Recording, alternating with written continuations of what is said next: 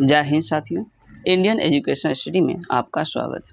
आइए आज हम देखते हैं रुक्मणी प्रकाशन का बिहार पुलिस यानी कि सिपाही भर्ती परीक्षा का जो 30 सेटों का जो संग्रह है उसी का देखेंगे और आज जो है 9वां सेट होगा। तो चलिए चलते हैं क्वेश्चन सेशन की ओर। पहला नंबर क्वेश्चन है कि भारत में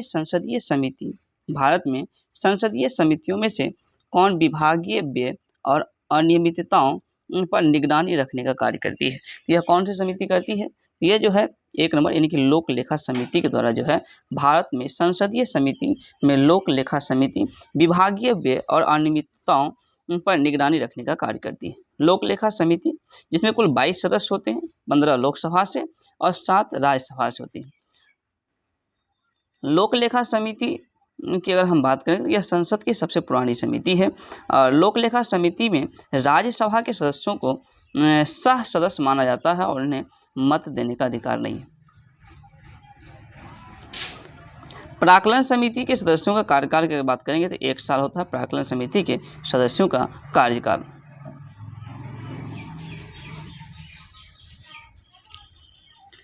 आइए देखते हैं नेक्स्ट क्वेश्चन है कि फरवरी 2023 ईस्वी में जम्मू कश्मीर और लद्दाख उच्च न्यायालय का मुख्य न्यायाधीश किसे बनाया गया था। तो यह मुख्य न्यायाधीश कैसे बनाया गया था? तो कोटेश्वर को एन कोटेश्वर सिंह को जो है मुख्य न्यायाधीश बनाया गया था। जम्मू कश्मीर और लद्दाख उच्च न्यायालय के मुख्य न्यायाधीश एन कोटेश्वर सिंह को बनाया गया था। 31 अक्टूबर 2019 को जम्मू कश्मीर और लद्दाख को 2 केंद्र शासित प्रदेशों में बांटा गया था। नेक्स्ट है केसर है तो सूखा किसका? तो केसर की अगर हम बात करेंगे तो वर्तिका। तो केसर एक सूखा वर्तिका, क्या है? एक वर्तिका। जब किसी पुष्प में कार्पल की संख्या 1 हो तो उसे मोनो कार्पोलेरिक ओवरी कहा जाता है, जैसे कि दलहन हो गया। नेक्स्ट है कि गारो जो है, गारो निम्न में से किस प्रदेश की जनजाति है? गारो, तो गारो किस प्रदेश का जनजाति हो जाएगा? त्रिपुरा का। तो गारो कहाँ का? त्रिपुरा। त्रिपुरा राज्य में रियांग, त्रिपुरी आदि जनजाति पाई जाती है। मेघालय राज्य में गारो, खासी, जयंतिया आदि जनजाति पाई जाती है। मोपा जो है डबला, सुलुंग, मिसमी जो है अप्तानी, मैजी, यह सब अरुणाचल प्रदेश की जनजाति है। नेक्स्ट है किस राज्य में सर्वाधिक चंदन के वृक्ष पाए जाते हैं? सबसे अधिक चंदन के वृक्ष जो कहाँ पर? यह कर्नाटक में सबसे अधिक चंदन के वृक्ष पाए जाते हैं। चंदन वृक्ष जिसका वैज्ञानिक नाम सेंटेडम एल्बम होता है। चंदन वृक्ष से आश्वन विधि के द्वारा सुगंधित तेल निकाला जाता है। तो आश्वन विधि के द्वारा जो है सुगंधित तेल इससे निकाला जाता है। भारतीय चंदन वृक्ष उत्तम किस्म के चंदन का वृक्ष है। चंदन वृक्ष का संक्रामक वनस्पति रोग जो है यह है सैंडल स्पाइक, तो सैंडल स्पाइक होता है। नेक्स्ट है कि choose the active voice of the following sentence, यानी कि इसको क्या करना है? एक्टिव में जो है उसको चुनना है। तो he was scolded by the teacher, इसका क्या हो जाएगा? तो ये हो जाएगा the teacher scolded him. Next है कि एवरेस्ट संसार में सबसे ऊंची चोटी है, इसका ट्रांसलेशन क्या होगा? एवरेस्ट जो है संसार में सबसे ऊंची चोटी है, इसका हो जाएगा कि Everest is the highest peak in the world. Next है दोस्तों, choose the correct suffix in the following sentence that be is really hard, इसका क्या हो जाएगा? तो इसका हो जाएगा लेस, तो हार्ड लेस। नेक्स्ट है choose the correct prefix in the following sentence he is dash regular in the class, तो क्या हो जाएगा? यहाँ हो जाएगा यह वर्ग में अनियमित है, यानी क्या हो जाएगा? सी नंबर हो जाएगा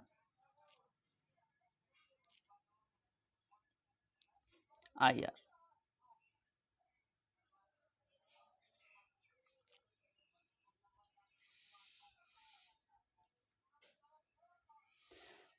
नेक्स्ट है चूज द करेक्ट स्पेलिंग, देखिए किसका जो स्पेलिंग सही है, इसका क्या हो जाएगा? 1 नंबर जो है ये रिसीव बिल्कुल सही है।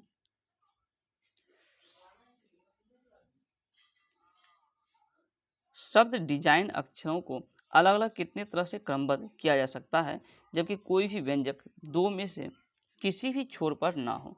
तो इसको अगर आप हल करेंगे तो इसका आंसर क्या आएगा, तो ये जो 48।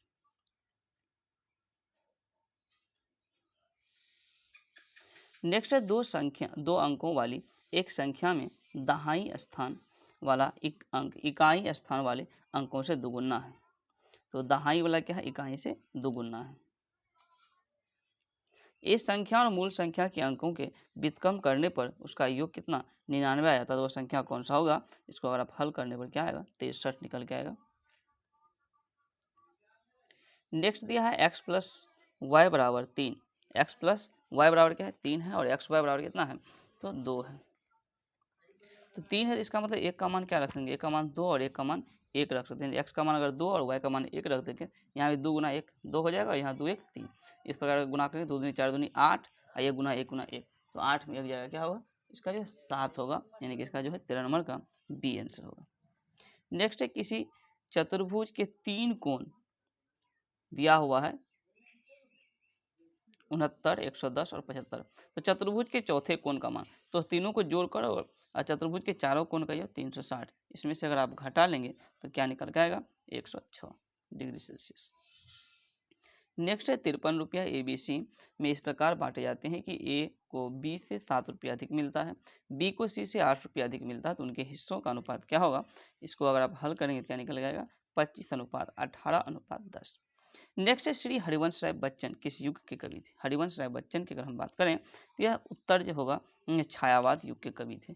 हरिवंश राय बच्चन उत्तर छायावाद युग के कवि थे, जिन्हें हालावाद का प्रवर्तक कवि भी माना जाता है।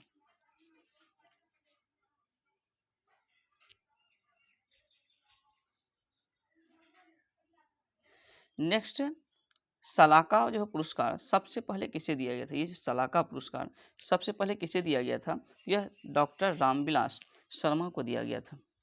यह पुरस्कार हिंदी अकादमी की ओर से दिया जाता है। तो ये जो है सलाका पुरस्कार हिंदी अकादमी की ओर से दिया जाता है, दिया जाने वाला यह सर्वोच्च सम्मान है और इसके तहत 1,00,000 रुपया 11,111 रुपया दिया जाता है। तो 1,11,111 रुपया इसमें दिया जाता है सलाका पुरस्कार में, और यह सबसे पहले रामविलास शर्मा को यानी कि 1 नंबर जो दिया हुआ है उसी को दिया गया था। नेक्स्ट है दोस्तों प्रतिवर्ष कौन सी तिथि को हिंदी दिवस मनाया जाता है। तो हिंदी दिवस कब मनाया जाता है, तो हिंदी दिवस 14 सितंबर को हिंदी दिवस मनाया जाता है। 14 सितंबर 1949 ईस्वी को हिंदी की राजभाषा जो है यानी कि देश की जो राजभाषा संविधान सभा द्वारा स्वीकार किया गया था हिंदी को, इसी कारण 14 सितंबर को प्रतिवर्ष हिंदी दिवस मनाया जाता है। नेक्स्ट है साहित्य अकादमी पुरस्कार जो है कब प्रारंभ कब हुआ था। साहित्य अकादमी पुरस्कार इसका प्रारंभ 1955 ईस्वी में हुआ था, यानी कि सी नंबर इसका आंसर सही होगा। साहित्य अकादमी इसकी स्थापना 12 मार्च 1954 ईस्वी को हुआ था। भारत सरकार के द्वारा इसकी स्थापना की गई थी, साहित्य अकादमी की स्थापना, और यह पुरस्कार पहली बार 1955 में दिया गया था। 54 में स्थापना और 1955 में पहली बार पुरस्कार दिया गया था। नेक्स्ट है निम्न में से कौन सी जो है भिन्न संख्या है। तो भिन्न कौन सी हो जाएगा, ये जो सी वात जो है भिन्न हो जाएगा। हालांकि सलील तोय वारी जल के पर्यायवाची है, जबकि वात जो है ये क्या है वायु का है। नेक्स्ट है एक पिंड का भार बढ़ेगा यदि इसे कहाँ ले जाएंगे, तो एक पिंड का यानी किसी भी जो पिंड का भार बढ़ेगा तो यह जो है भूमध्य रेखा से ध्रुव की ओर जाने पर पिंड का भार क्या होगा बढ़ जाएगा। पृथ्वी से ऊपर जाने पर वस्तु का भार घटता है, पृथ्वी से अंदर गहराई पर जाने पर ही वस्तु का भार क्या होगा घटेगा। पृथ्वी के केंद्र पर जाने पर पृथ्वी का भार शून्य होगा, तो पृथ्वी के केंद्र पर भार क्या होगा शून्य हो जाएगा। विषुवत रेखा पर वस्तु का भार सबसे कम होगा, विषुवत रेखा से ध्रुव की ओर जाएंगे तो भार क्या होगा बढ़ेगा, ध्रुव से विषुवत रेखा की ओर आएंगे तो भार क्या होगा घटेगा। अंतरिक्ष में वस्तु का भार शून्य होता है, कृत्रिम उपग्रह पर भी वस्तु का भार क्या हो जाएगा तो बिल्कुल शून्य हो जाएगा। नेक्स्ट है गैस में ध्वनि किस प्रकार की तरंगों के रूप में प्रभावित होती है। जो गैस में जो ध्वनि किस प्रकार के तरंगों के रूप में प्रवाहित होती है, इसका क्या हो जाएगा यह अनुदैर्घ्य तरंग के रूप में। तो गैसों में ध्वनि अनुदैर्घ्य तरंग के रूप में गमन करती है। ध्वनि क्या है, ध्वनि तरंग एक अनुदैर्घ्य तरंग है। ध्वनि तरंग की चाल जो है सर्वाधिक किसमें होती है, तो ध्वनि तरंग की चाल सबसे अधिक ठोस में हो जाएगा। किसमें, तो सबसे अधिक क्या हो किसमें ठोस में हो जाएगा। उसके बाद किसमें गैस ठोस ध्वनि निर्वात में गमन नहीं करती है, ध्वनि जो है निर्वात में गमन नहीं करेगा। तो ठोस द्रव गैस इस प्रकार जो ध्वनि तरंग का चाल का क्रम है, तो सबसे अधिक ठोस फिर द्रव फिर गैस। अनुप्रस्थ तरंग ठोस और द्रव के ऊपरी सतह पर ही गमन करती है, अनुप्रस्थ तरंग। नेक्स्ट है कि यदि C1 और C2 धारिता वाले दो संधारितों को समांतर क्रम में संयोजित किया जाता है तो कुल धारिता क्या होगा? तो तय इसका क्या हो जाएगा? Cp बराबर C1 प्लस C2 हो जाएगा। समांतर क्रम यानी कि समांतर संयोजन में संधारितों की आवेश भिन्न भिन्न लेकिन विभव क्या होगा? समान हो जाएगा। प्रेरक वस्तुओं का आवेश नियत रहता है। ताप बढ़ने पर द्रव का पराविद्युतांक घटता है। नेक्स्ट है 1 ओम प्रतिरोध के एक तार को खींचकर दोगुना लंबा कर दिया जाता है, जिसका प्रतिरोध क्या हो जाएगा? तो प्रतिरोध जो है कितना? तो 4 ओम हो जाएगा। कितना ओम? तो कुल 4 ओम। ताप बढ़ने पर जो है बढ़ने पर प्रतिरोध की बात करेंगे, धातुओं का बढ़ता है। ताप बढ़ने पर प्रतिरोध में धातुओं का क्या होगा? बढ़ेगा। ठोस अधातु पर निर्भर नहीं करता है। अर्धचालक का घटता है, विद्युत अपघटय का भी घटता है, आयनीकृत गैस का भी घटता है और मिश्र धातु के मिश्र का जो है लगभग क्या होता है? नियत रहता है। नेक्स्ट निम्नलिखित में से कौन सा जो है क्रम विद्युत चुंबक स्पेक्ट्रम में आवृत्ति के बढ़ते क्रम में है? ये कौन सा हो जाएगा? तो माइक्रो तरंग, अवरक्त किरण, एक्स किरण और गामा किरण। विद्युत चुंबकीय स्पेक्ट्रम की आवृत्ति के बढ़ते क्रम क्या है? तो माइक्रो तरंग है, अवरक्त किरण है, एक्स किरण और गामा किरण है। विद्युत चुंबकीय तरंग का आवेश क्या होता है? तो शून्य होता है। यह तरंग प्रकाश के वेग से गमन करती है। तो प्रकाश का वेग कितना होता है? प्रकाश के वेग हम बात करें तो 3 गुना 10⁻8 जो है मीटर पर सेकेंड, यह जो प्रकाश की चाल होती है। इस तरंग में विद्युत क्षेत्र, चुंबकीय क्षेत्र तथा तरंग संचरण की दिशा तीनों लंबवत होती है। माइक्रो तरंग इसकी खोज हर्ट्ज के द्वारा किया गया था। अवरक्त जो है उष्मीय विकिरण है और एक्स किरण इसकी खोज रॉन्टजन के द्वारा किया गया था। गामा किरण उच्च ऊर्जा एवं आवृत्ति की तरंग है। नेक्स्ट है एन प्रारूपी अर्धचालक शुद्ध जर्मेनियम में अशुद्धता मिलाने पर प्राप्त होता है। तो अशुद्धता होनी चाहिए, अशुद्धता क्या होनी चाहिए? पंच संयोजक। एन प्रारूपी अर्धचालक शुद्ध जर्मेनियम में पंच संयोजक अशुद्धता मिलाने पर प्राप्त होती है। जर्मेनियम जिसका सूत्र क्या होता है? जर्मेनियम का सूत्र हो गया Ge, जर्मेनियम। तो जर्मेनियम का सूत्र Ge हो गया। सिलिकॉन Si, सिलिकॉन का सूत्र क्या होता है? Si। यह जो है पंच संयोजक अपद्रव जैसे कि Sb, PaS यानी कि एंटीमनी, फास्फोरस और आर्सेनिक में मिलाया जाता है तो एन टाइप अर्धचालक का निर्माण होता है। जब जर्मेनियम और एवं सिलिकॉन में त्रिसंयोजक जो अपद्रव जैसे कि बी यानी कि बोरॉन, एल्युमिनियम यानी कि Al और गैलियम यानी कि Ga तथा एंडियम जैसे कि In मिलाया जाता है तो पी टाइप के अर्धचालक बनता है। अर्धचालक में अपद्रव मिलाने पर को जो है अर्धचालक में अगर अपद्रव मिलाएंगे तो उसको क्या कहते हैं? उसको डोपिंग कहते हैं, डोपिंग। और अर्धचालक दो प्रकार के होते हैं। कितने प्रकार के? दो प्रकार के होते हैं, बाह्य अर्धचालक और आंतरिक अर्धचालक। आंतरिक अर्धचालक शुद्ध अर्धचालक कहलाता है, आंतरिक अर्धचालक। नेक्स्ट निम्नलिखित में से किसमें ऊर्जा जो है अंतराल सबसे कम होता है? तो ऊर्जा अंतराल सबसे कम किसमें हो जाएगा? सुचालक में। सुचालक में ऊर्जा अंतराल सबसे कम होता है। चालक में ऊर्जा अंतराल जो है शून्य या अत्य अल्प यानी कि बहुत ही कम मात्रा में होता है। अर्धचालक की ऊर्जा जो है अंतराल जर्मेनियम में 0.7 eV से लेकर Si में 1.1 eV तक होता है। अर्धचालक में चालकता जो है कोटर के कारण होता है और अर्धचालक में बैंड संरचना चालन बैंड के एवं संयोजक बैंड के बीच चालन से अधिक कुचालक से कम होता है। नेक्स्ट है जब किसी समतल दर्पण पर अभिसारी प्रकाश किरण पुंज आपतित होती है। जब किसी समतल दर्पण पर अभिसारी प्रकाश किरण पुंज आपतित होती है तो परावर्तन के बाद दर्पण द्वारा बना प्रतिबिंब क्या होगा? यह जो है काल्पनिक एवं दर्पण के कहाँ पीछे बनता है। तो समतल दर्पण द्वारा बना प्रतिबिंब पार्श्व विवर्तन होगा। पार्श्व यानी कि दायां का बायां और बायां का दायां दिखेगा। इसमें दर्पण द्वारा बना प्रतिबिंब कभी भी वास्तविक नहीं होता है। आभासी प्रतिबिंब केवल अभिसारी किरणपुंज द्वारा बनता है। वास्तविक प्रतिबिंब अपसारी किरणपुंज के द्वारा होता है और दर्पण परावर्तन के नियम पर काम करता है। तो दर्पण जो है यह किस नियम पर? तो परावर्तन के नियम पर कार्य करता है। नेक्स्ट है उत्तल दर्पण से बना प्रतिबिंब का जो बीम होगा यह कैसा होगा? उत्तल दर्पण। तो उत्तल दर्पण यानी कि आभासी प्रतिबिंब बनेगा। कैसा? तो आभासी। उत्तल दर्पण में वस्तु अगर अनंत पर है तो प्रतिबिंब फोकस पर बनता है। इस दर्पण में वस्तु को ध्रुव तथा अनंत के बीच रखने पर प्रतिबिंब छोटा और ध्रुव फोकस के बीच बनता है। इस दर्पण के दृश्य क्षेत्र बहुत जो है बड़ा होता है उत्तल दर्पण का। उत्तल दर्पण का दृश्य बहुत बड़ा होता है और इसका यूज की अगर बात करें तो गाड़ी के साइड मिरर में उत्तल दर्पण का प्रयोग करते हैं। अवतल दर्पण दाढ़ी बनाने में प्रयोग करते हैं। अवतल दर्पण और अवतल दर्पण द्वारा जो प्रतिबिंब होता है वह वास्तविक तथा आभासी होता है। नेक्स्ट है निम्नलिखित में से कौन सा सही है? तो ये जो है म्यू बराबर 1/sin सी क्या हो जाएगा? बिल्कुल सही हो जाएगा। यह प्रकाश की किरण सघन माध्यम से विरल माध्यम में जाती है तो निकाय आपतन कोण के लिए अपवर्तन कोण का मान 90 डिग्री हो जाता है तो उसे आपतन कोण को क्रांतिक कोण कहा जाता है। नेक्स्ट है दोस्तों भोपाल गैस त्रासदी की निम्न में से कौन सा गैस का रिसाव हुआ था? तो भोपाल गैस त्रासदी इसमें मिथाइल आइसो साइनाइड गैस का जो है रिसाव हुआ था। कौन सा? तो मिथाइल आइसो साइनाइड। और यह घटना कब हुआ था? तो 2-3 दिसंबर के मध्य रात्रि 1984 ईस्वी। कब? तो 1984 ईस्वी में भोपाल में जो है यूनियन कार्बाइड कंपनी के प्रबंधन में कमी के कारण यह त्रासदी हुई थी। भोपाल गैस त्रासदी के जिम्मेदार अमेरिका की एक कंपनी थी।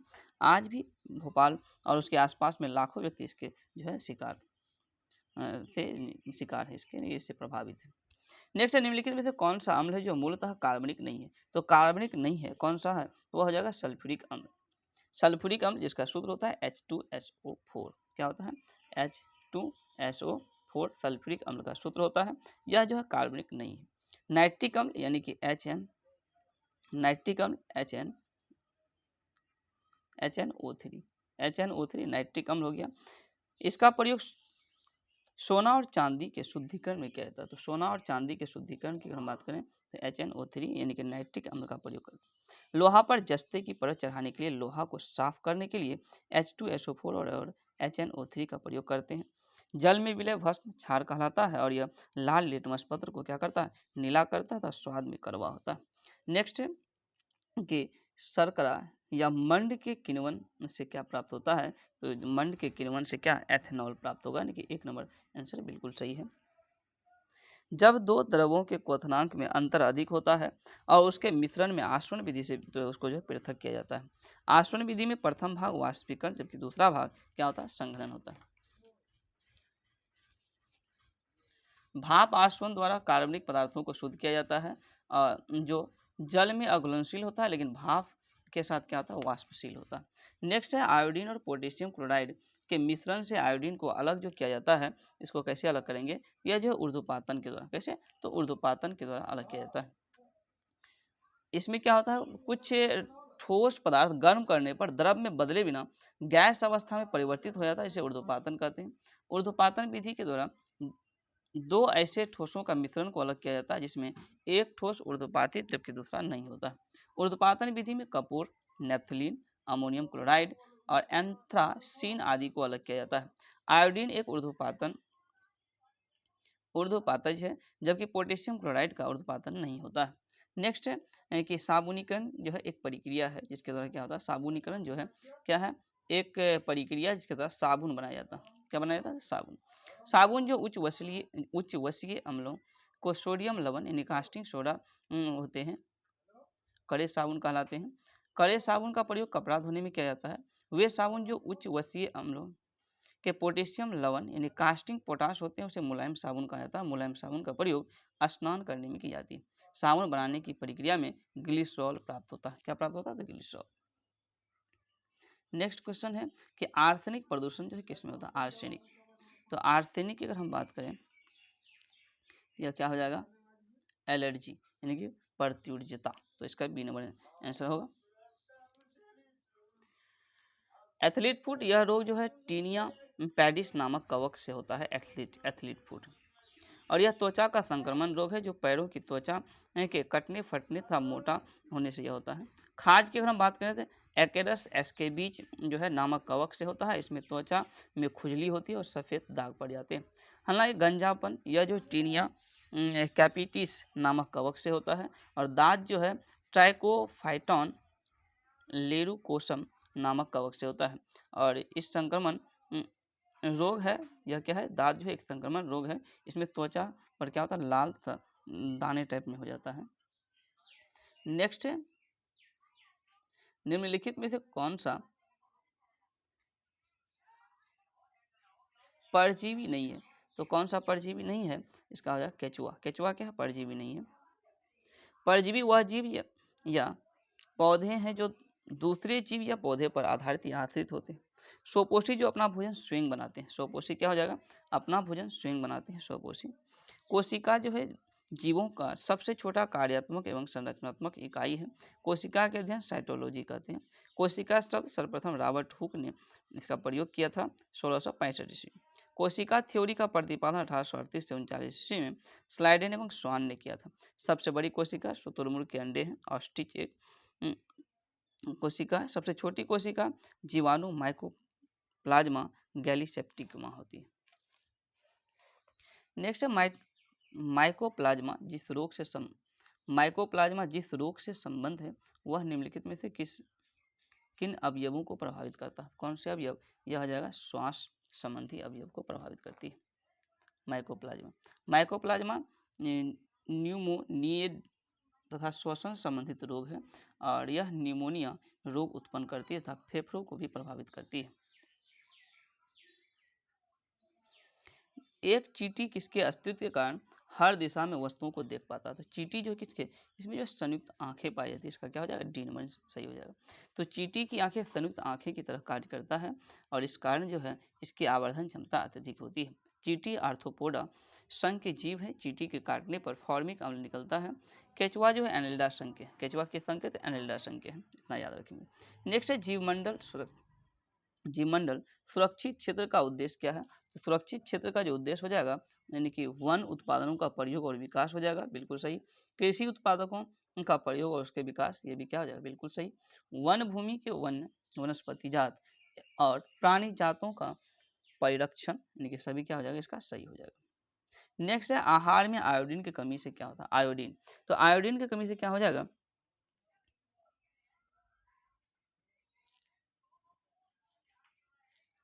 तो आयोडीन की कमी से क्या हो जाएगा, घेघा रोग होता है। आयोडीन की कमी से जानते हैं। विटामिन ए, इसका रासायनिक नाम हो गया विटामिन ए का रेटिनॉल। विटामिन ए का रासायनिक नाम रेटिनॉल हो गया। और विटामिन ए की कमी से रतौंधी होता है। हालांकि विटामिन सी की कमी से क्या होता है, तो स्कर्वी जो है विटामिन सी की कमी से होता है स्कर्वी। और विटामिन डी, इसकी कमी से रिकेट्स होता है और विटामिन डी इसका रासायनिक नाम कैल्सीफेरॉल हो जाएगा। नेक्स्ट है बर्ड फ्लू। बर्ड फ्लू के वायरस जो है के रूप में किसे जाना जाता है? तो बर्ड फ्लू के वायरस के रूप में किसे जाना जाएगा, यह जो है H5N1। बर्ड फ्लू मुर्गा से फैलने वाली एक बीमारी है। बर्ड फ्लू के रोगी को स्वच्छता पर अधिक ध्यान देना होता है और मुर्गा को अधिक क्या होता है, उबाल कर निखाना चाहिए।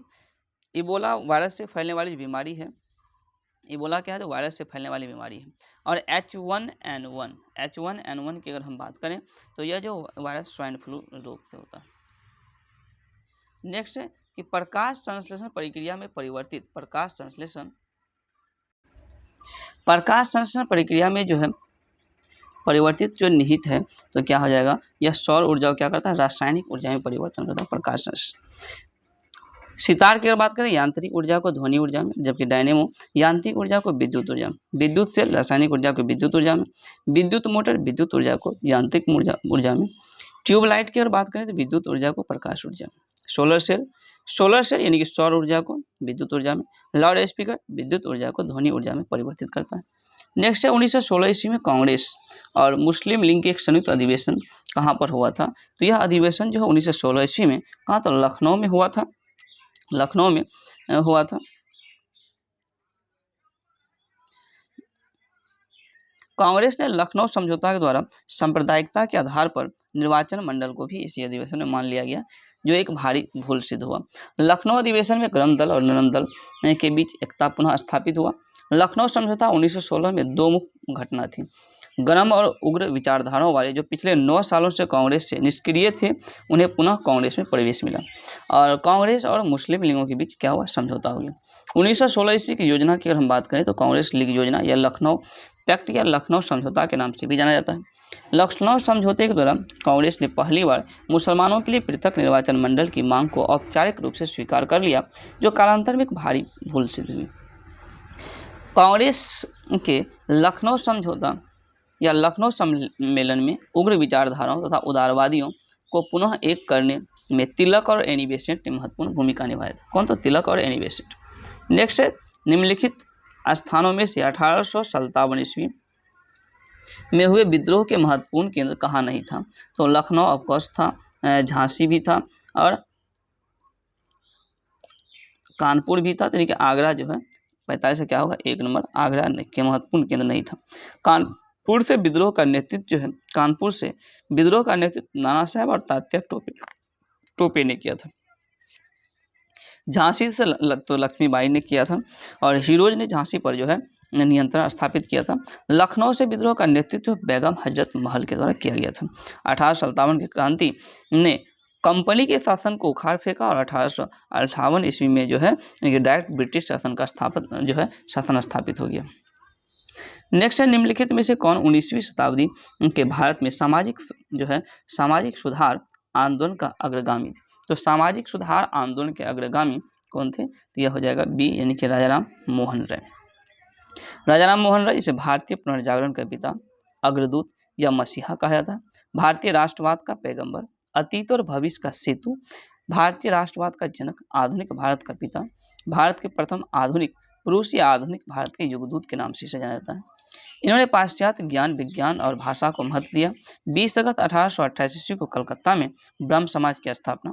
ब्रह्म समाज निरंकार देवता में विश्वास करते हैं। ब्रह्म समाज की स्थापना राजाराम मोहन राय ने 20 अगस्त 1828 ईस्वी को कोलकाता यानी कि फेरंजी कमल बॉस के महान ब्रह्म सभा के नाम से किया। ब्रह्म समाज के प्रथम सचिव ताराकांत चक्रवर्ती थे। राजाराम मोहन राय अरबी, फारसी, संस्कृत, अंग्रेजी, फ्रांसीसी और लैटिन तथा यूनानी भाषाओं के ज्ञाता भी थे।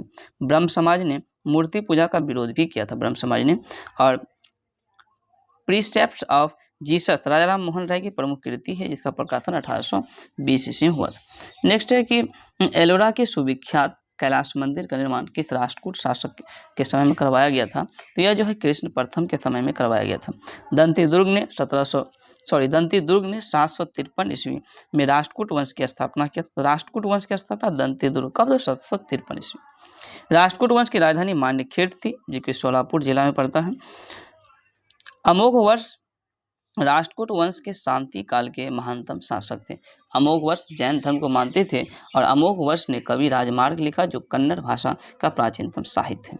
नागभट्ट प्रथम ने गुर्जर प्रतिहार वंश की स्थापना की।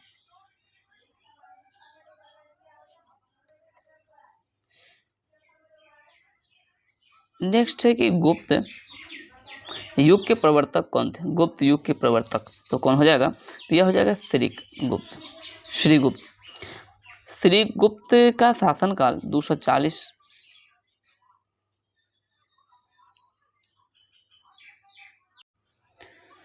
तो श्रीगुप्त का शासनकाल जो है 240 ईस्वी पूर्व से लेकर 280 ईस्वी पूर्व तक माना जाता है। घटोत्कच जो कि गुप्त वंश के दूसरे शासक थे। चंद्रगुप्त प्रथम गुप्त वंश के वास्तविक संस्थापक माना जाता है। चंद्रगुप्त प्रथम ने लिच्छवी के कुमार देवी से विवाह भी किया था। समुद्रगुप्त, जिसे विसेंट स्मिथ ने भारत का नेपोलियन कहा था। और प्रयाग प्रशस्ति में हरिसेन ने समुद्रगुप्त को राजकवि कहा। तो समुद्रगुप्त को राजकवि कौन कहा था? हरिसेन। किसमें? तो प्रयाग प्रशस्ति में। समुद्रगुप्त बीना बजाने में निपुण था। सिक्के पर समुद्रगुप्त जो है उसके सिक्के पर जो है चित्रित किया गया है, उससे यह पता चलता है कि बीना बजाने में दक्ष था। गुप्त शासकों ने सबसे अधिक सोने का सिक्का जारी किया। सोने का सिक्का भारत में यूनानियों के द्वारा सर्वप्रथम चलाया गया था। नेक्स्ट है लोदी वंश का जो अंतिम शासक कौन था? लोदी वंश। तो लोदी वंश का अंतिम शासक इब्राहिम लोदी हो जाएगा। कौन? तो इब्राहिम लोदी। लोदी वंश का अंतिम शासक इब्राहिम लोदी 1517 से 1526 ईस्वी तक था।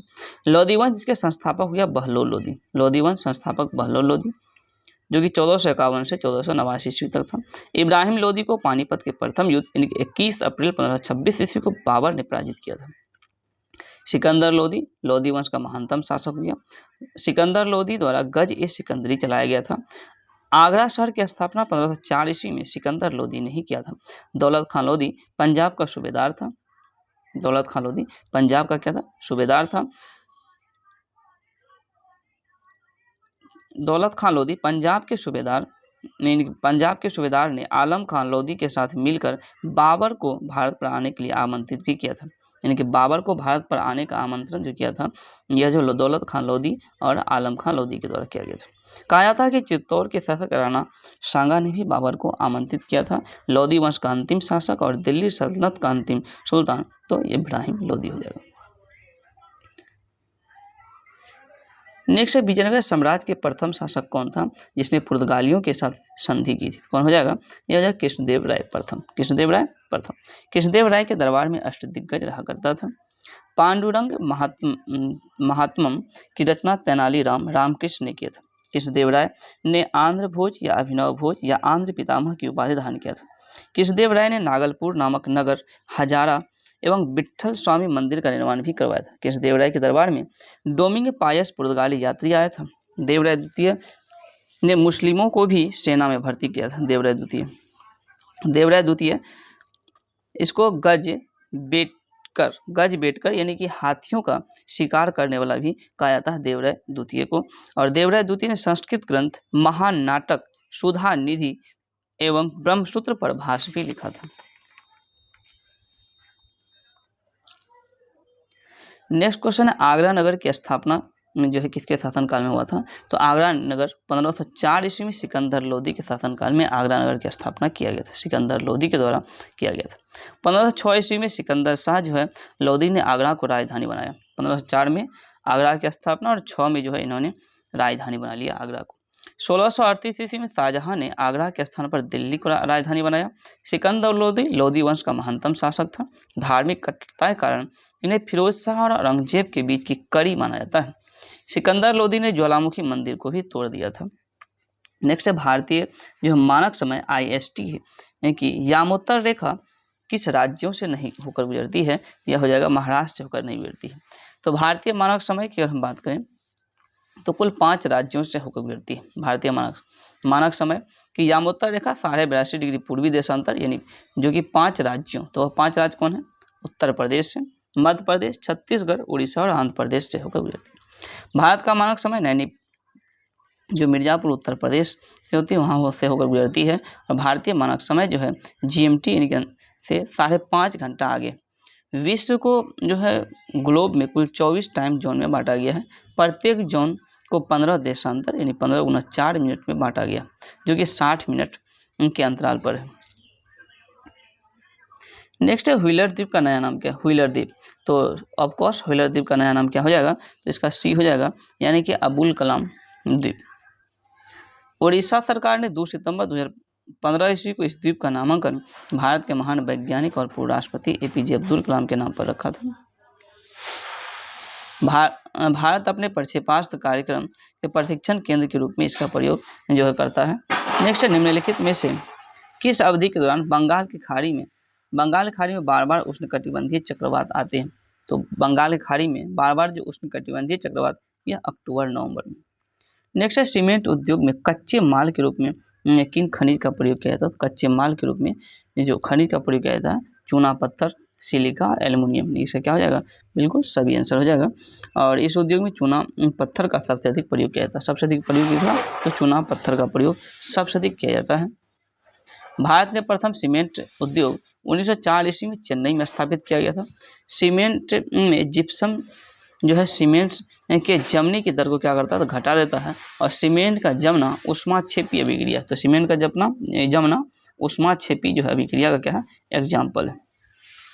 नेक्स्ट है वायुमंडल के अध्ययन को क्या कहते हैं? तो वायुमंडल के अध्ययन क्या हो जाएगा? यह हो जाएगा मीटियोलॉजी। वायुमंडल के अध्ययन को मीटियोलॉजी कहते हैं।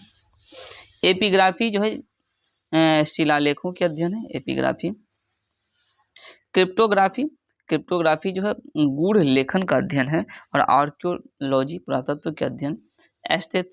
एस्थेटिक्स जो है सौंदर्य शास्त्र, ललित कला आदि के अध्ययन है। और सिस्मोलॉजी भूकंप का अध्ययन। पोमोलॉजी फलों का अध्ययन। नेक्स्ट है दोस्तों फेमा यानी कि विदेशी मौद्रिक प्रबंधन अधिनियम को अंतिम रूप से लागू कब किया गया था। इसको जो लागू किया गया था फेमा, यह 2002 ईस्वी में। कब लागू किया गया था? 2002। फेमा को 1999 ईस्वी में संसद द्वारा पारित किया गया था। 1 जून 2000 ईस्वी को यह आंशिक प्रभाव में आ गया, परंतु अंतिम रूप से 2002 ईस्वी में लागू किया गया था। नेक्स्ट है 10 जनवरी 2023 ईस्वी को घोषित गोल्डन ग्लोब अवार्ड 2023 के संदर्भ में कौन सा कथन सत्य है? तो इसमें जो है कौन सा कथन सत्य हो जाएगा? तो बेस्ट एक्टर ड्रामा में ऑस्टिन बटलर को यह पुरस्कार दिया गया था, बिल्कुल सही है। बेस्ट एक्ट्रेस ड्रामा में कैट ब्लैंचेट को दिया गया था, बिल्कुल सही है। और बेस्ट पिक्चर में जो है द फैबलमैन्स को दिया गया था। इस प्रकार इसका सभी सही है। नेक्स्ट है मुद्रा अवमूल्यन अधिकतर हितकारी होता है। मुद्रा जो अवमूल्यन अधिकतर हितकारी होता है, यदि कब? तो यह जो है आयातकों के लिए निर्यात के मूल्य सस्ते हो जाते हैं, तब क्या होता है? हितकारी होते हैं। अवमूल्यन अस्थिर विनिमय दर प्रणाली में सरकार या मौद्रिक प्राधिकरण द्वारा जानबूझकर क्या करता है? अपनाई जाने वाली ऐसी प्रक्रिया है जिसके तहत विदेशी मुद्रा के परिप्रेक्ष्य में घरेलू मुद्रा के मूल्य को क्या किया जाता है? इसमें गिरा दी जाती है।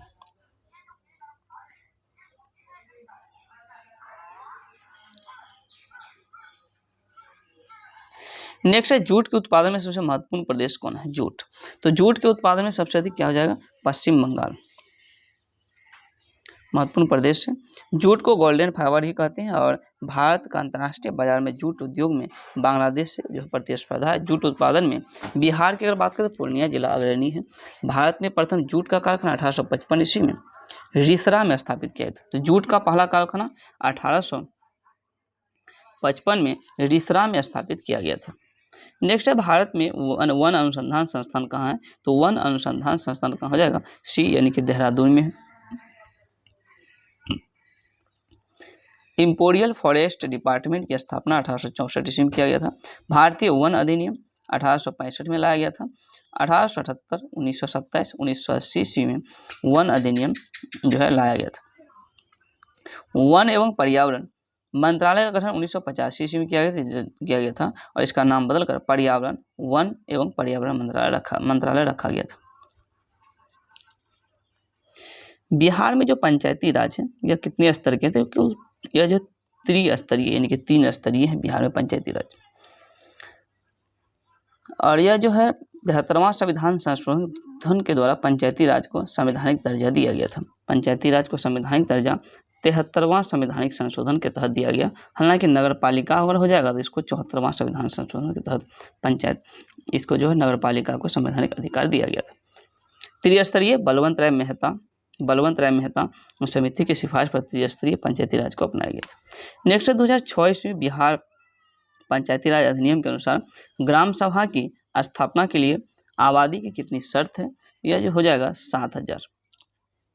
तो 2006 के बिहार पंचायती राज अधिनियम के अनुसार ग्राम पंचायत की स्थापना के लिए आबादी की जो है शर्त 7000। ग्राम पंचायत का प्रधान मुखिया होता है जिसका निर्वाचन प्रत्यक्ष रूप से करता है और इसका कार्यकाल 5 वर्ष। पंचायती राज को संवैधानिक दर्जा देने के लिए जो समिति जो सिफारिश किया था वो है LM सिंघवी समिति। पंचायती राज को संवैधानिक दर्जा देने के लिए 64वां संविधान संशोधन विधेयक लाया गया था 64वां संविधान संशोधन विधेयक। पंचायती राज और नगर पालिका के लिए पद के लिए उम्मीदवारों की न्यूनतम आयु जो है 20 वर्ष रखी गई है। अशोक मेहता समिति ने ग्राम सभा को समाप्त करने की भी सिफारिश किया था। यानी कि अशोक मेहता समिति द्विस्तरीय जो पंचायती राज के सुझाव को सुझाया था कि द्विस्तरीय होना चाहिए। भारत में लोकसभा के सदस्यों की अधिकतम संख्या कितनी निर्धारित की गई? तो लोकसभा के अधिकतम सदस्यों की संख्या कुल कितना? यह 552 निर्धारित की गई। लोकसभा की संरचना जिसकी चर्चा अनुच्छेद 81 में किया गया है। लोकसभा संसद के प्रथम निम्न सदन जिसकी अध्यक्षता करने के लिए एक अध्यक्ष होते हैं। वर्तमान में लोकसभा के अध्यक्ष ओम बिरला है।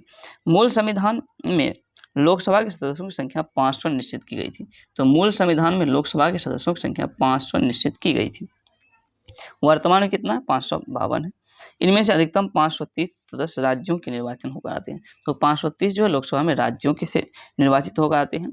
20 सदस्य की अगर हम बात करें तो संघ राज्य क्षेत्र से निर्वाचित होकर आते हैं और 2 सदस्य जो है आंग्ल भारतीय समुदाय का चयन राष्ट्रपति द्वारा किया जाता है, लेकिन वर्तमान में इसको हटा दिया गया है। और वर्तमान परिप्रेक्ष्य में अगर देखें इसका आंसर क्या हो जाएगा, इसका आंसर 550 हो जाएगा, 550। नेक्स्ट है दोस्तों, राष्ट्रपति को सलाह एवं मंत्रणा कौन देता है? तो यह जो है संघीय मंत्रिमंडल के द्वारा दिया जाएगा। किसके द्वारा? संघीय मंत्रिमंडल। संघीय व्यवस्थापिका को संसद कहा जाता है। संसद के 2 सदन हैं, लोकसभा और राज्यसभा। केंद्र सरकार की एक मंत्रिपरिषद होती है, जिसे संघीय मंत्रिपरिषद कहते हैं। मंत्रिपरिषद को गठन करने का अधिकार राष्ट्रपति के पास है। संविधान में संघ की समस्त कार्यपालिका शक्ति राष्ट्रपति को सौंपी गई है। व्यवहार में मंत्रिपरिषद की सलाह से राष्ट्रपति अपने अधिकारों का प्रयोग करेंगे। नेक्स्ट है, संघीय मंत्रिमंडल की बैठक की अध्यक्षता कौन करता है? तो प्रधानमंत्री। संघीय मंत्रिमंडल की बैठक की अध्यक्षता प्रधानमंत्री करेंगे। कार्यपालिका का वास्तविक प्रधान प्रधानमंत्री होता है। प्रधानमंत्री की नियुक्ति राष्ट्रपति करते हैं। राष्ट्रपति मंत्रिपरिषद की प्रधानमंत्री जो है मंत्रिपरिषद की अध्यक्षता करता है। मंत्रिपरिषद के निर्णयों में प्रधानमंत्री की प्रमुख भूमिका होती है। प्रधानमंत्री राष्ट्रपति को मंत्रिपरिषद के निर्णयों की सूचना देता है और वे मंत्रिपरिषद तथा राष्ट्रपति के बीच के कड़ी की जो है कार्य करता है। एक संघीय मंत्री व्यक्तिगत रूप से राष्ट्रपति के प्रति उत्तरदायी होता है। नेक्स्ट है, धर्मनिरपेक्ष शब्द। धर्मनिरपेक्ष जो है शब्द भारत के संविधान की उद्देशिका का एक भाग है और यह जो है 42वां संविधान संशोधन का एक भाग है। तो धर्मनिरपेक्ष शब्द भारत के संविधान की उद्देशिका का एक भाग है 42वां संविधान संशोधन के बाद। कब से? तो 42वां संविधान संशोधन। यह कब आया था? 1976 में 42वां संविधान संशोधन आया था। 1976 में 42वां संविधान संशोधन आया था। प्रस्तावना में अब तक एकमात्र बार संशोधन किया गया। कब? तो 1976 ईस्वी। प्रारंभ में प्रस्तावना को संविधान का अंग नहीं माना जाता था, लेकिन 1973 ईस्वी में केशवानंद भारती बनाम केरल राज्य के फैसले से प्रस्तावना को संविधान का अंग माना जाता है। 73वां संविधान संशोधन। संविधान में पंचायती राज के लिए 11वीं अनुसूची भी जोड़ी गई थी। 73वां संविधान संशोधन। 44वां संविधान संशोधन अधिनियम के द्वारा संसद 44वां जो संविधान संशोधन है इसके द्वारा संपत्ति के अधिकार को मूल अधिकार से हटाकर अनुच्छेद 300 के क में कानूनी अधिकार में रख दिया गया। नेक्स्ट है, भारतीय संविधान में पहली बार संशोधन कब किया गया था दोस्तों? तो पहली बार जस्ट 1950 में संविधान लागू हुआ 26 जनवरी को। उसके एक साल बाद 1951 ईस्वी में पहला संविधान संशोधन किया गया था। इसका आंसर क्या होगा? बी। इसके द्वारा 9वीं अनुसूची जोड़ी गई। तो प्रथम संविधान संशोधन में 9वीं अनुसूची जोड़ा गया था, जिसमें जमींदारी उन्मूलन एवं भूमि सुधार जैसे विषयों को शामिल किया गया। और भारतीय संविधान के भाग 20 अनुच्छेद 300 जो है 60 जो है यह संवैधानिक संशोधन से संबंधित है। और जमींदारी उन्मूलन अधिनियम 1950 में आया था। तो 1950 ईस्वी में जमींदारी उन्मूलन अधिनियम आया था। 1950 ईस्वी। नेक्स्ट गीत जो है जन गण मन को भारत के राष्ट्रीय गान के रूप में किस वर्ष स्वीकृत किया गया था? तो जन गण मन को राष्ट्रगान के रूप में कब? तो यह 1950 ईस्वी में स्वीकृत किया गया था। सर्वप्रथम 27 दिसंबर 1911 ईस्वी को कांग्रेस के कलकत्ता अधिवेशन में गाया गया था। संसद की शुरुआत राष्ट्रगान से ही होती है और समापन राष्ट्रगीत से। राष्ट्रगान जो वही जनगण मन हो गया, राष्ट्रगीत वंदे मातरम। 24 जनवरी 1950 को संविधान सभा ने अपनी अंतिम बैठक में राष्ट्रगान और राष्ट्रगीत दोनों को स्वीकार किया था। रविन्द्रनाथ टैगोर बांग्लादेश के राष्ट्रीय गान के भी रचयिता हैं और वंदे मातरम सर्वप्रथम 1882 ईस्वी में आनंद मठ में प्रकाशित हुआ था। नेक्स्ट है, गैर संस्थागत वित्त प्रदान करने वाली जो प्रमुख साधन कौन से हैं? यह हो जाएगा देशी बैंकर। कौन? तो देशी बैंकर। देशी बैंकर का अभिप्राय है साहूकार, महाजन और व्यापारी वर्ग आदि। देशी बैंकर द्वारा लगभग 35% ऋण जो है ऋण उपलब्ध कृषि क्षेत्र में कराया जाता है। असंगठित क्षेत्र से प्राप्त ऋण के द्वारा ऋण प्राप्तकर्ता को कठोर शर्तों की मंजूरी देनी पड़ती है। नेक्स्ट है एटीएम, जो कि ऑटोमेटिक टेलर मशीन है, इसका फुल फॉर्म। और इसको हिंदी की अगर हम बात करें तो क्या कहेंगे? स्वचालित टेलर मशीन। स्वचालित टेलर मशीन। 1967 ईस्वी में सर्वप्रथम एटीएम का प्रयोग इंग्लैंड में किया गया था। जॉन शेफार्ड एटीएम का जनक। तो एटीएम का जनक जॉन शेफार्ड। जॉन शेफार्ड, इसका जन्म 1924 ईस्वी में शिमला भारत में हुआ था। एटीएम का भारत में सर्वप्रथम प्रयोग HSBC बैंक के द्वारा किया गया था। नेक्स्ट है tan theta plus sec theta बराबर x है। तो tan थीटा का मान क्या होगा? इसको अगर आप हल करेंगे दोस्तों तो क्या आएगा? x² - 1/2x। नेक्स्ट है यदि एक चतुर्भुज के कोणों का अनुपात जो है 3, 5, 9, 13 है तो सबसे बड़ा कोण क्या होगा? तो सबको अगर x मान लेंगे तो सबको जोड़ करके जितना आएगा क्या हो जाएगा? बराबर कर देंगे 360। x का मान निकल के सबसे बड़ा कोण और 13 को गुना करेंगे और ऐसा अगर हल करेंगे तो क्या निकल के आएगा? 156 डिग्री। नेक्स्ट है -7m माइनस और बड़ी कोष्ठ में है 3n माइनस फिर मझली कोष्ठ 8m माइनस छोटी कोष्ठ 4n माइनस 10m और इसको अगर आप हल करेंगे तो आंसर क्या होगा? आंसर होगा 11। एक नंबर इसका आंसर होगा 11m माइनस 7m। नेक्स्ट है दोस्तों कितने प्रकार से जो है लीडिंग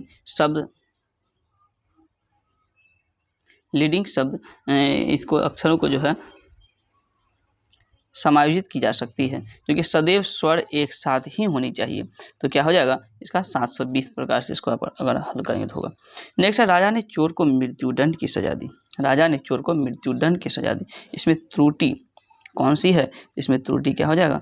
यह जो है सजा दी जो है ये क्या हो जाएगा? त्रुटि हो जाएगा। तो राजा ने चोर को मृत्युदंड दी ऐसे हो जाएगा। प्रश्न में दिए गए वाक्यों में की सजा का प्रयोग अनावश्यक है। नेक्स्ट है भुजा का बहुवचन क्या होगा? तो भुजा का जो बहुवचन क्या हो जाएगा? यह भुजाएं हो जाएगा। क्या हो जाएगा? भुजाएं।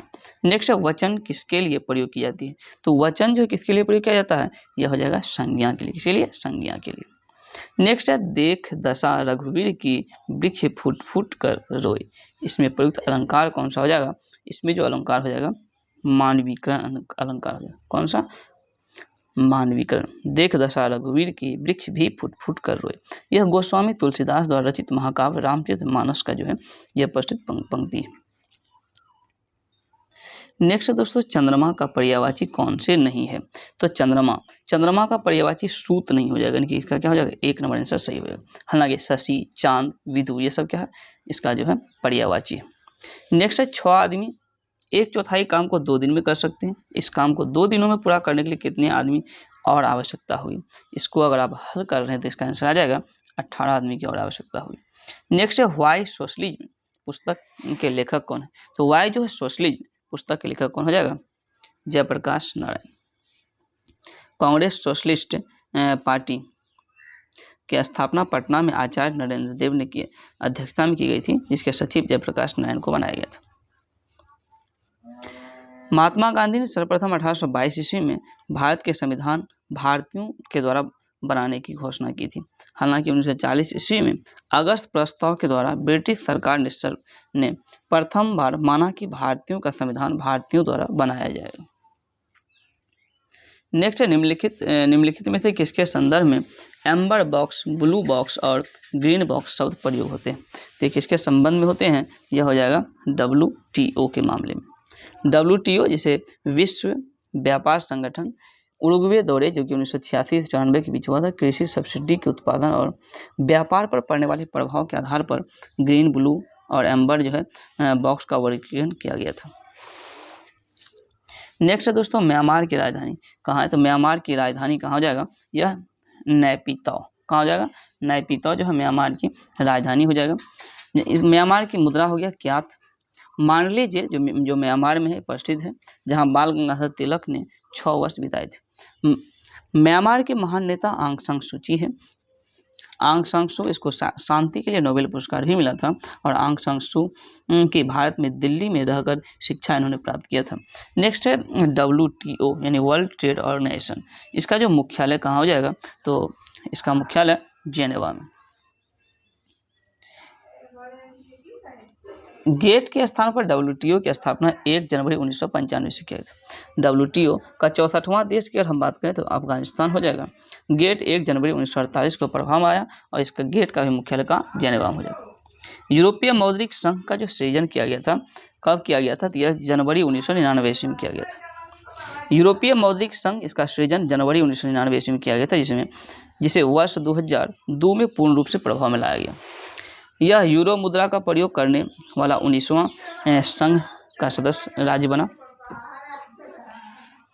नेक्स्ट दोस्तों निम्न में से किस अंतर्राष्ट्रीय संस्था को विश्व बैंक के रियायती ऋण देने वाली खिड़की कहा जाता है। तो ऋण जो है विश्व बैंक की रियासती ऋण देने वाली खिड़की किसे कहा जाता है? यह कहा जाता है किसको? अंतर्राष्ट्रीय विकास संघ। अंतर्राष्ट्रीय विकास संघ इसे विश्व बैंक समूह के महत्वपूर्ण संस्था है, जिसकी स्थापना 24 सितंबर 1960 को संयुक्त राज्य अमेरिका की राजधानी वाशिंगटन डीसी में किया गया था। अंतर्राष्ट्रीय विकास संघ मुख्यतः जो निर्धन देशों को ऋण या अनुदान प्रदान करती है, और इसके द्वारा जो है प्रायः जो है दीर्घकालीन ऋण या अनुदान प्रदान किए जाते हैं। इसके बदले में सदस्य देशों को केवल 0.75% दर से सेवा शुल्क भुगतान करना पड़ता है। इसी कारण अंतर्राष्ट्रीय विकास संघ को विश्व बैंक के रियायती ऋण देने वाली खिड़की या उदार ऋण की खिड़की भी कहा जाता है। नेक्स्ट है दोस्तों, निम्नलिखित में से किसे समष्टि अर्थव्यवस्था का जनक माना जाता है? तो समष्टि जो अर्थव्यवस्था का जनक किसे कहा जाता है? किसे? तो जे.एम. किन्स को माना जाता है। समष्टि अर्थव्यवस्था को बृहद अर्थव्यवस्था भी कहा जाता है। तो बृहद अर्थव्यवस्था भी इसे कहा जाता है। नेक्स्ट है जल की अस्थायी कठोरता दूर करने के लिए जो किसका प्रयोग किया जाता है? अस्थायी कठोरता दूर करने के लिए किसका प्रयोग? तो यह जो है वॉशिंग सोडा का प्रयोग किया जाएगा अस्थायी कठोरता को दूर करने के लिए, यानी कि 89 का क्या हो जाएगा? डी नंबर आंसर सही होगा। अस्थायी कठोरता दूर करने की मुख्य विधि है परम्यूटेट विधि। कौन सी विधि? परम्यूटेट विधि है। जल में सोडियम कार्बोनेट वॉशिंग सोडा जिसका सूत्र है Na2CO3 10H2 मिलाकर उबालने पर अस्थायी और अस्थायी दोनों कठोरता दूर हो जाती है। कैल्शियम और मैग्नीशियम के सल्फेट तथा क्लोराइड की उपस्थिति कारण जल में अस्थायी कठोरता होती है, जो उबलने से क्या होता है? दूर नहीं होती है। जल में उपस्थित कैल्शियम और मैग्नीशियम के बाइकार्बोनेट के कारण जल में अस्थायी कठोरता होती है, और जल को उबालने तथा जल में बुझा चूना जैसे CaHOH2 मिलाने पर अस्थायी कठोरता क्या होता है? दूर होता है।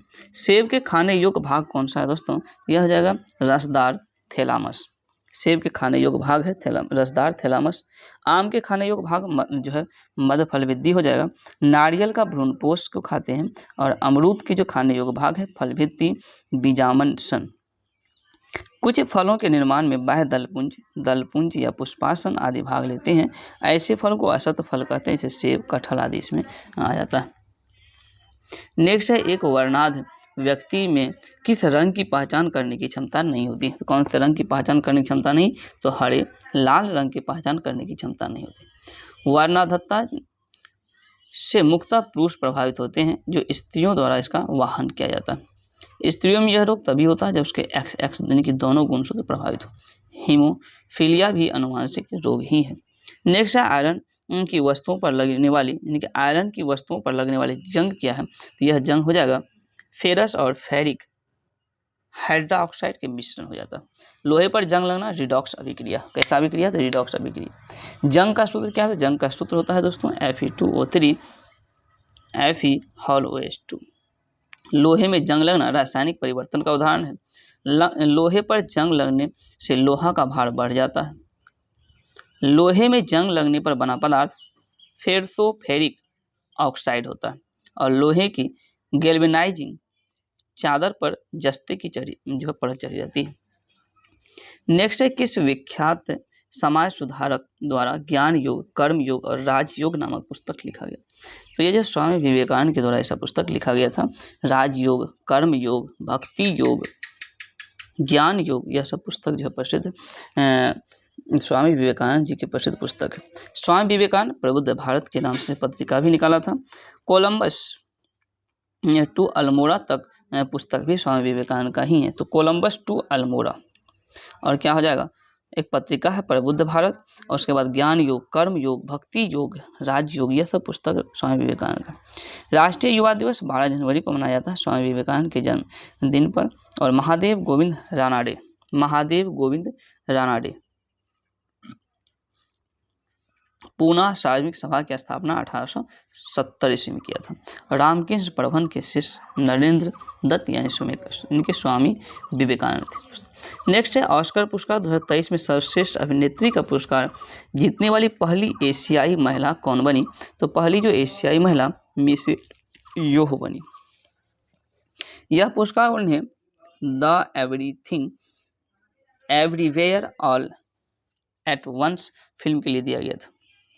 ऑस्कर पुरस्कार 2023 में भारतीय फिल्म RRR के गाने नाटू नाटू ने सर्वश्रेष्ठ ओरिजिनल सॉन्ग्स का पुरस्कार जीता है और इस अवार्ड समारोह में सर्वश्रेष्ठ फिल्म का पुरस्कार everything everywhere all at once को दिया गया था।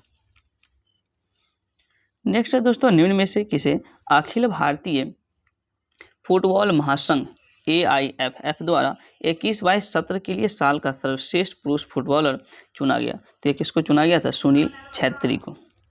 भारतीय फुटबॉल टीम के कप्तान सुनील छेत्री को 21-22 सत्र के लिए अखिल भारतीय फुटबॉल महासंघ का साल का सर्वश्रेष्ठ फुटबॉलर चुना गया था। सुनील छेत्री को अब तक 7वीं बार यह पुरस्कार मिल चुका है। महिला वर्ग में मनीषा कल्याण को सर्वश्रेष्ठ जो महिला फुटबॉलर के लिए पुरस्कार दिया गया था। नेक्स्ट है find the error in the given sentence, यानी कि सेंटेंस में जो गलत है उसको चुनना है। तो he was elected as chairman of the college, इसका क्या हो जाएगा? इसमें जो है एज द जो है चेयरमैन, ये क्या है? गलत। नेक्स्ट है choose the correct option in the following sentence, hard working people always secured dash everywhere they do, तो इसका क्या हो जाएगा? 97 का डी, यानी कि इन, क्या लगेगा यहाँ पर? इन। नेक्स्ट है he waited with dash breath for the door to open, तो क्या होगा इसका? C, waited. नेक्स्ट है choose the word which can substitute for the given word a paper written by hand, क्या होगा? इसका हो जाएगा 1 नंबर। और नेक्स्ट है दोस्तों choose the indirect speech of the given sentence, तो इसका क्या हो जाएगा? 100 नंबर का ए नंबर बिल्कुल सही होगा कि सैंक्साइड that the sun rise in the east. इस प्रकार 100 क्वेश्चन का जो एक्सप्लेनेशन था यहाँ पर समाप्त होता है। अगर आपको ये वीडियो पसंद है तो कृपया इसे लाइक करें, चैनल को सब्सक्राइब करें। Thank you.